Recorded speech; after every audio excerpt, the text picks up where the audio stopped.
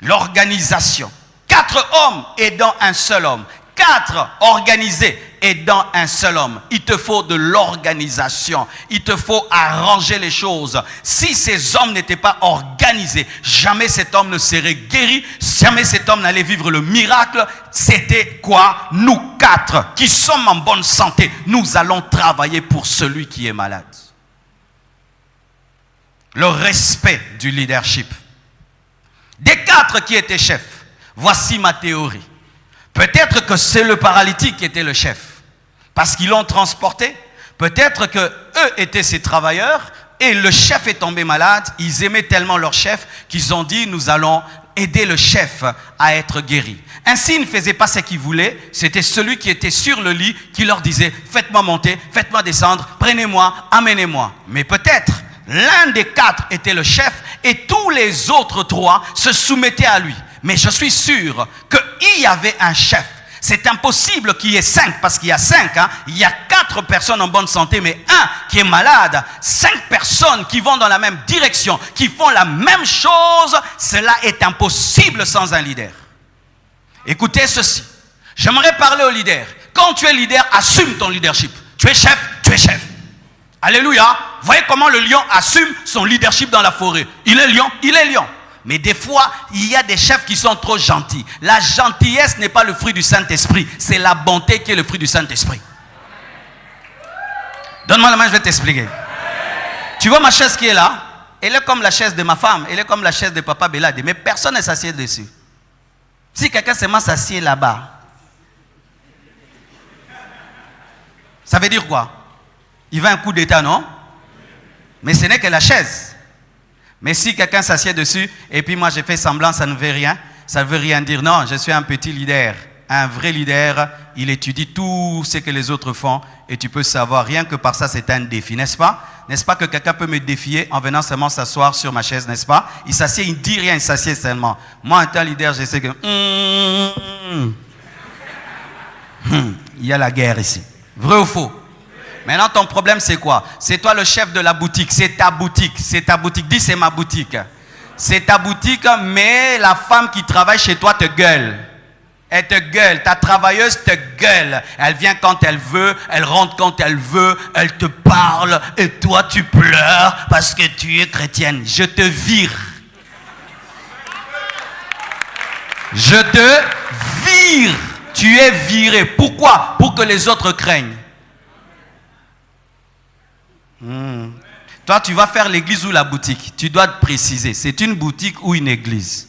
Votre problème, c'est que vous commencez des boutiques, mais avec l'esprit de l'église. C'est pourquoi vous avez des travailleurs qui font ce qu'ils veulent, qui vous insultent, qui volent, qui font tout. Oh, que Dieu vous pardonne, que Dieu vous pardonne. Alors, il ne fallait pas ouvrir une boutique. Il fallait seulement offrir tous les laits, tous les sucres. Tu appelles tous les voisins, tu offres.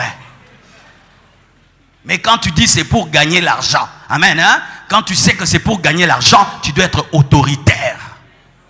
Même pas pour gagner l'argent, pour toute chose. Quand Dieu t'a établi chef, les gens doivent se soumettre. Tu ne veux pas te soumettre, tu dégages. Même ici à la compassion, tu dégages. Ah oui, oui, oui. Jamais il n'y a des fortes églises sans un leadership fort. Écoutez ce que Jésus dit. Sur cette pierre, je bâtirai mon église. L'église se bâtit sur le roc. Le roc, c'est la sévérité. L'église ne se bâtit pas sur Simon, mais sur Pierre. Oui.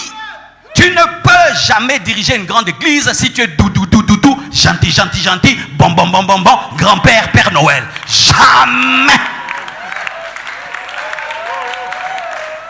Les pasteurs gentils n'ont pas de grandes églises. Les pasteurs bons ont de grandes églises, car dans la bonté, il y a la sévérité et l'amour. Mais dans la gentillesse, c'est la faiblesse, la tolérance. Pendant la prédication, quelqu'un monte ici, il joue là-bas, tu dis rien. Ose mon frère, ose seulement maintenant.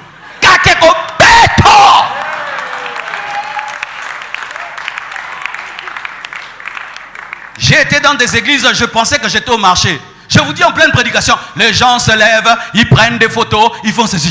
Je disais, oui Seigneur, gardez-moi. Et je voulais... Dieu me dit, non Marcelo, ce n'est pas la compassion. J'ai dit, Les gens passent comme ça, ils montent ici, ils font ça. Non, quand il y a l'onction et la puissance, oui. Mais maintenant là, non, non.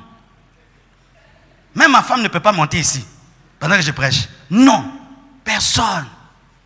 Maintenant, c'est les leaders.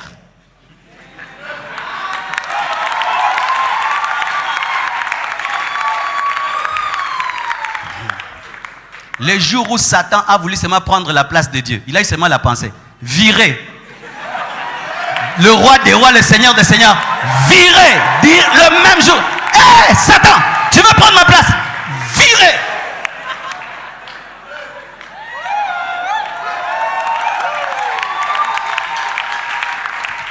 Tu es un leader et tu vois dans ton entreprise, quelqu'un commence à toucher à ton leadership et tu vois clairement qu'il commence à toucher à ton leadership. Tu fermes les yeux, il ne faut pas fermer les yeux, tu l'appelles, tu le confrontes. Frère, tu veux quoi? Tu veux quoi? Tu veux quoi? Si tu ne le fais pas, on te volera ton entreprise. Lorsque tu étudies l'histoire de Bill Gates et de Steve Jobs, je vous assure, vous recevrez des leçons comme pas possible. Lorsque Bill Gates est allé travailler chez Steve Jobs, les agents de Steve Jobs ont dit, fais attention, Bill Gates est venu t'espionner pour prendre les idées sur le Mac. Oh non, ce n'est rien, ce n'est rien. Mais aujourd'hui, quand il a fait Windows, le Mac a failli avoir des problèmes sérieux. Heureusement que Steve Jobs a su rebondir après des années. Quand tu vois, tu as vu. Quand tu vois, tu as vu. Sans un chef, cet homme serait toujours malade. Alors le chef disait, à droite, on va à droite.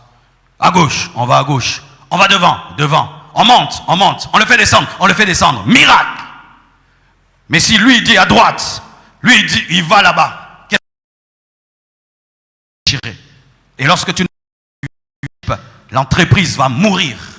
Une entreprise qui t'a pris 10 ans, 20 ans, 30 ans va mourir. Pourquoi? Tu es trop gentil. Amen. Une autre chose, la détermination.